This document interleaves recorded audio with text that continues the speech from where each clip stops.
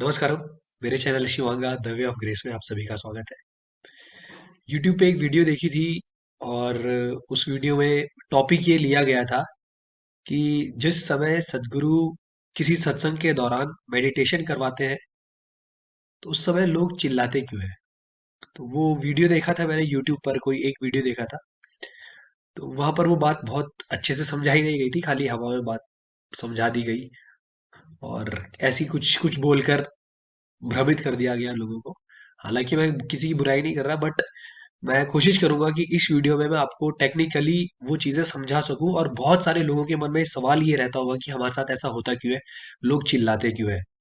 तो इसके बारे में बात करेंगे और एग्जाम्पल के थ्रू मैं आप लोगों को समझाने की कोशिश करूंगा। और आज इस जगह जहां पर मैं रहता हूँ, यहाँ पर लाइट नहीं है, बारिश भी हो रही है, तो फ्लैश लाइट जलाई हुई है, उसकी मदद से वीडियो बन रही है। ओके, तो स्टार्ट करते हैं कि जिस समय सदगुरु कोई मेडिटेशन करवाते हैं, सदगुरु, ठीक है, सदगुरु कोई आपको कहते हैं कि आंख बंद करके बैठ जाओ और कुछ कुछ करने को बोलते हैं, तो बहुत सारे लोग चिल्लाते हैं।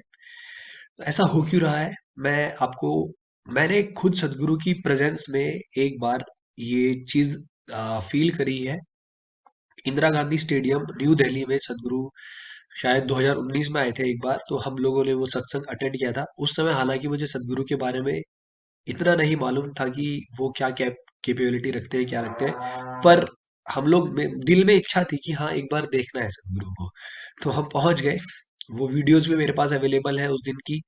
हो सके तो मैं शेयर कर दूंगा एंड में। फोटोज भी है और उस दिन हमने कुछ वीडियोस भी बनाई थी।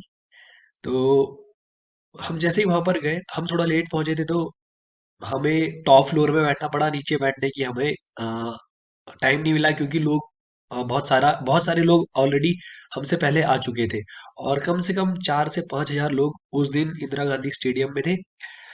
तो फिर जैसे ही सदगुरु एंटर करते हैं, सदगुरु आके सबको नमस्कार वगैरह बोलते हैं और उसके बाद कहते हैं, everyone please close your eyes and put your hands on your thighs with with palms facing upward and with a slightly upward face.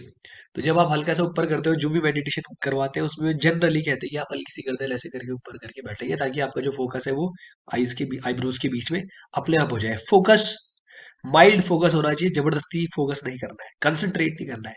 तो फिर जैसे ही उन्होंने ये कहा, उसके बाद सदगुरु हमेशा से कहते हैं कि I can I can energize the very thin air present in a room in such a way that the energies within a person will crack up। तो वो मैंने उस दिन फील करा, सदगुरु ने कुछ ऐसा करना स्टार्ट करा। और आ, उसके बाद 4 या 5 ही सेकंड हुए होंगे, लोग चिल्लाने शुरू हो गए। लोग चिल्लाने शुरू हो गए। मेरे बगल में एक लड़का था और इधर एक फीमेल बैठी थी। वो लड़का चिल्ला रहा है, वो लड़की जो थी वो रोने लगी।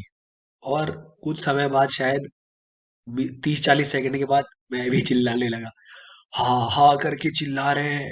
लगभग अगर वहां पे 4 से 5 हजार लोग बैठे हुए, तो कम से कम 1.5 से 2 हजार लोगों की स्थिति ये थी। कोई चिल्ला रहा है, कोई रो रहा है, कोई हंस रहा है। और अलग अलग तरीके के एक्सपीरियंस थे। जो मेरे साथ मेरा दोस्त गया था, हम दोनों जिनके साथ मेरी पिछली वीडियो थी शिवगंगा साधना वाली, हम दोनों एक साथ गए थे। वो ऐसे बैठे हुए थे और उनको कुछ नहीं हुआ, बट मेरे को, मैं चिल्ला रहा हूँ, बहुत ही इंटेंसली चिल्ला रहा हूँ। अगले दिन मेरी आवाज भी खराब हो गई थी। तो सदगुरु ने बस कुछ देर तक ही ऐसा करा। और जनरली सदगुरु ऐसे क्लैप भी करते हैं, पर उन्होंने उस दिन वो क्लैप नहीं करा था, बस उन्होंने कुछ ऐसे ऐसे करा और ऐसा होने लग गया। अब ऐसा हो क्यों रहा है? सदगुरु हमेशा बोलते हैं कि मेरी जो क्वालिटी है, मैं किसी भी चीज को इस दुनिया में एनर्जाइज कर सकता हूँ। एनर्जाइज करने की क्वालिटी उनके अंदर है। उसके अलावा वो कहते हैं बाकी चीजें तो मैं एंटरटेनमेंट के लिए कर रहा हूँ। यूट्यूब पे आकर वीडियोस बनाना वगैरह वगैरह, ये सब एंटरटेनमेंट है। The real thing is this, what I do. Real काम जो उनका था, ध्यान लिंगम की फॉर्म में है और लिंग भैरवी की फॉर्म में है। मेन पर्पस था ध्यान लिंगम कॉन्सिक्रेट करना। उसके बाद लिंग भैरवी, उसके बाद उन्होंने किसी और पर्पस से बनाई। ठीक है। और फिर धीरे धीरे उन्होंने और भी, अगर आप देखोगे तो बहुत सारे एनर्जाइज्ड स्पेस क्रिएट करे गए हैं। क्योंकि स्पेस को एनर्जाइज करने की जरूरत क्यों है, अब ये देख लेते हैं। अगर आपने कभी पॉपकॉर्न्स देखे हो, तो पॉपकॉर्न्स बनते कैसे हैं? जो बीज होते हैं भुट्टा बोलते हैं जिसको, उसके जो बीज होते हैं उसको सैंड में डाला जाता है और वो गर्म करा जाता है। तो जब गर्म होता है तो जो बीज होता है वो पकने लगता है और फटके, जो उसके अंदर जो भी चीज होगी वो पक के बाहर निकलती है। तो जब आप उसको एक एनर्जाइज्ड एनवायरनमेंट देते हो तो वो अपनी जो उसकी क्वालिटीज हैं उसको वो निखार के आपके सामने लेकर आ रहा है। तो अगर आप किसी भी चीज को एनर्जाइज करोगे तो वो जो उसकी एनर्जाइज जब करोगे किसी भी चीज को तो उसका जो नेचर है वो बाहर निकलने की कोशिश करेगा। ठीक है। तो ऐसे ही हम जहां पर बैठे हैं, सदगुरु की प्रेजेंस में अगर हम बैठे हैं तो सदगुरु उस स्पेस को एनर्जाइज कर रहे हैं। एनर्जाइज इस तरीके से किया जा रहा है ताकि वो आपको इफेक्ट करे, आपकी जो बॉडी, आपकी जो एनर्जीज है उनको उनको चाहते हैं, उनको सदगुरु चाहते हैं कि वो एनर्जीज राइज करें। अगर आपकी एनर्जीज राइज नहीं करेंगी तो आपके ह्यूमन होने का कोई फायदा नहीं है, क्योंकि जब तक आपकी एनर्जीज राइज नहीं होगी तब तक आप उस अल्टीमेट नेचर को नहीं पहुंच सकते जिस अल्टीमेट नेचर में आपको पहुंचना है। अल्टीमेटली आपको उधर ही पहुंचना है, जो आपका अल्टीमेट नेचर है या फिर मुक्ति की ओर जाना है। तो इसके लिए आपकी एनर्जीज का राइज करना बहुत ज्यादा जरूरी है। तो आपको ऐसा एनवायरनमेंट प्रोवाइड किया जाता है ताकि आपकी एनर्जीज राइज करे। और एनर्जीज जब राइज करती है, एनर्जी जब राइज करेगी, आपने देखा होगा कई बार अभी कोई कोई लोग खाना बनाते हुए गाने लगते हैं। कोई कभी किसी को मान लो कभी गुस्सा ज्यादा आता है तो वो ऐसे पटकता है या चिल्लाता है। ऐसा क्यों हो रहा है? क्योंकि आपके अंदर जो एनर्जीज है दे आर राइजिंग, वो एनर्जीज राइज कर रही है उस वजह से। अगर आपकी बॉडी के अंदर एबिलिटी होती कि उन एनर्जीज को वो एब्जॉर्ब कर ले या हैंडल कर ले, तो आप वहां पर बैठे बैठे उन एनर्जीज को, उन एनर्जीज से होने वाले जो प्रभाव है उनको आप एंजॉय करते हैं। बट आपकी बॉडी अभी रेडी नहीं है उन एनर्जीज के लिए। इसीलिए कोई लोग डांस करते हैं, कोई लोग चिल्लाते हैं, कोई कुछ करता है। ये इसलिए हो रहा है, कई लोगों की आंखों से आंसू आ जाएंगे, क्योंकि जो वो एनर्जीज आ रही है उनका इफेक्ट हर इंसान पे अलग अलग पड़ रहा है। किसी ने अपने अंदर बहुत सारे भ्रांतियां बना के रखी होंगी, वो टूटती है जब, तभी भी लोग चिल्लाते हैं। मैं भी, मेरे साथ भी जब लास्ट सत्संग था, फुल मून सत्संग था, उस दिन मैं भी चिल्ला सकता था, लेकिन आ, मैं इसलिए नहीं चिल्ला पाया क्योंकि मैं जहाँ रहता हूँ, मैं किराए पे रहता हूँ, और चिल्लाना इट्स लाइक कि अबे क्या हो गया है, लोग आ जाएंगे चिल्लाऊंगा ज्यादा तेज तो। But I was crying at that time, क्योंकि जो एनर्जीज है वो आपकी बॉडी में कुछ ना कुछ कर रही है, कुछ ना कुछ करती ही जा रही है। तो एक कारण, मेन कारण यही है कि लोग ऐसा चिल्लाते क्यों हैं। और मैंने बहुत सारे वीडियो सदगुरु एक्सक्लूसिव में भी देखे हैं जहां पर सदगुरु लोगों को मेडिटेशन करवाते हैं। और आपने देखा होगा कि जब वो मेडिटेशन होता है तो वो स्क्रीन पे लिख देते हैं प्लीज क्लोज योर आइज। वो इसीलिए लिखते हैं कि लोग एक दूसरे के एक्शन ना देख पाए, मतलब आपको तो आंख बंद करके रखनी ही है। और हमेशा ये बोला जाता है कि आपके बगल में चाहे कुछ भी हो रहा हो, आपको आंखें नहीं खोलनी है, चाहे कुछ भी हो जाए, उससे आपको कोई मतलब नहीं है।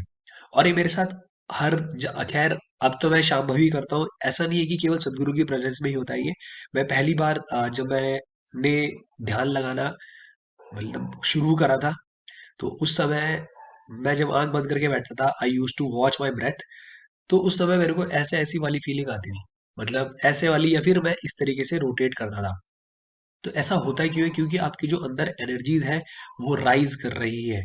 अगर आप किसी चीज को ज्यादा एनर्जी दे दोगे और वो एनर्जीज को वो बॉडी एब्जॉर्ब नहीं कर पाएगी, तो वो अलग तरीके से बिहेव करेगी, उसके नॉर्मल बिहेवियर से वो अलग तरीके से बिहेव करेगी। ये सिंपल सी चीज है कि वो एनर्जीज आपकी बॉडी के अंदर बहुत ज्यादा राइज हो रही है। और हाँ, जिस दिन आपकी बॉडी स्टेबल हो गई, जिस दिन आपकी बॉडी एनर्जी को एब्जॉर्ब करने के लायक हो गई, तो आप वहीं बैठे रहोगे और डिफरेंट स्टेट्स में चले जाओगे।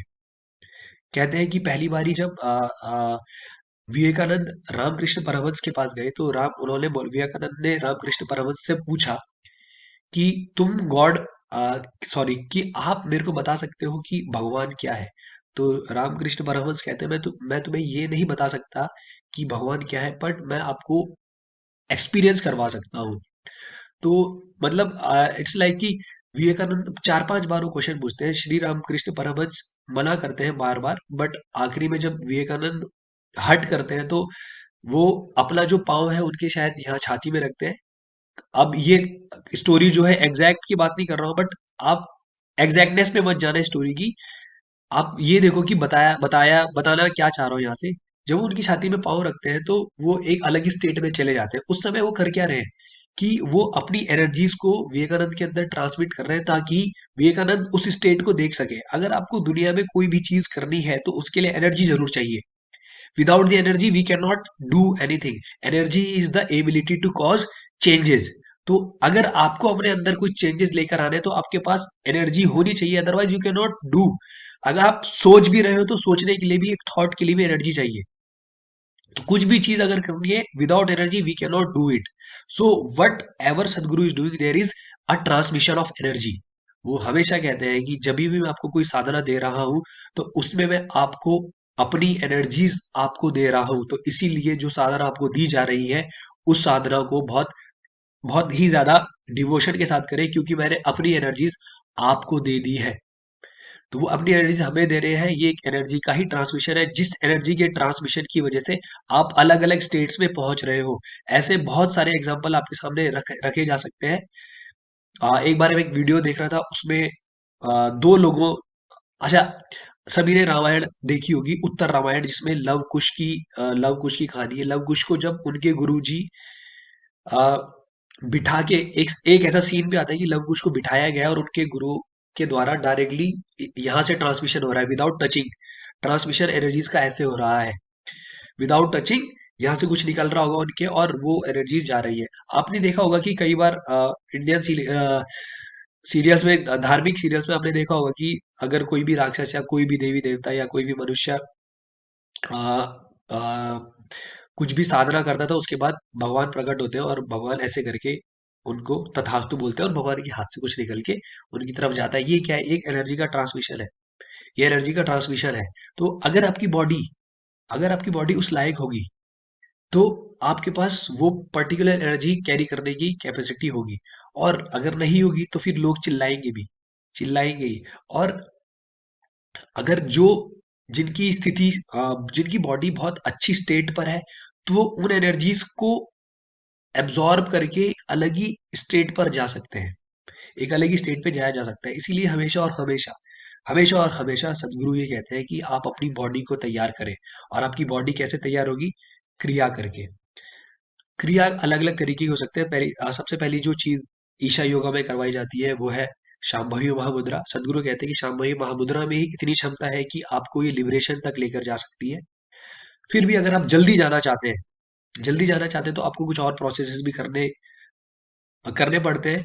जैसे मैंने अंग मर्दना सीखा, आप हठ योगा का कोई और भी चीज सीख सकते हो। अंग मर्दना से आपकी बॉडी तैयार होती है, ताकि आप हठ योग के कुछ आसन सीख सको।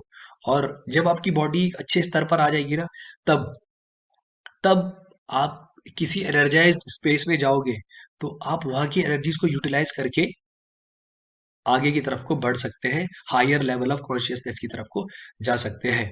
सो whatever Sadhguru is doing there is transmission of transmitting energy. और कई बार आपने देखा होगा कि सदगुरु ऐसे करके ऐसे भी करते हैं। ये इसलिए करते हैं, और ये भी देखा होगा आपने, वो सदगुरु कभी कभी ये दोनों, ये जो उंगलियां हैं, इनको इस्तेमाल करते हैं।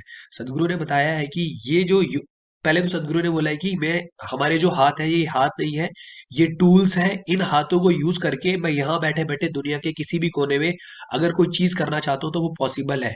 और सदगुरु ये बोलते हैं कि ये वाली जो उंगली है हमारी, ये उंगली, ये इस उंगली के माध्यम से मैं पूरे यूनिवर्स को ओपन कर सकता हूँ। इस उंगली, हमें क्रिएटर ने इस तरीके का एबिलिटी दी है कि हम यहाँ पर इसको यूज करके क्रिएशन के सारे राज खोल सकते हैं। इसीलिए आप देखोगे जब भी कॉन्सेक्रेशन करते हैं, तो इन्हीं उंगलियों को यूज करते हैं। और वो जब जनरली वो ऐसे ऐसे ऐसे करके हाथ को तब क्लैप करते हैं जब वो कोई इनिशिएशन करवा रहे हो। जनरली मैंने देखा है, जितनी बार भी देखा है, अगर आप वो इनिशिएशन करवा रहे हैं, कोई लोग शांभवी में इनिशिएट हुए होंगे, तो वो आपकी एनर्जीज को बहुत जल्दी राइज करवाना चाहते हैं, बहुत जल्दी राइज करवाना चाहते हैं, इसीलिए वो ये करते हैं। वो आ, ध्यान लिंगम में अगर आप देखोगे, अगर आपने ध्यान से देखा होगा, तो एक हल्का सा क्रैक है। वो सदगुरु बताते हैं कि वो जानबूझ के क्रैक सदगुरु ने क्रिएट किया था, ऐसे करके। ठीक है, कि वो एक पर्टिकुलर पर्पस के लिए किया गया था। खैर, अब तो इस वीडियो का कंक्लूजन ही यही है कि हमेशा और हमेशा आपके लिए एक एनर्जाइज्ड एनवायरनमेंट क्रिएट करा जा रहा है, ताकि आप जिस स्टेट पे आप अभी हो, उस स्टेट से आप ऊपर उठ सको। तो आई होप कि वीडियो में आप लोगों तक अपनी बात पहुंचा पाया हो। अगर वीडियो अच्छी लगेगी तो लोगों को शेयर करें। मिलते हैं अगली वीडियो में, तब तक के लिए नमस्कार, धन्यवाद।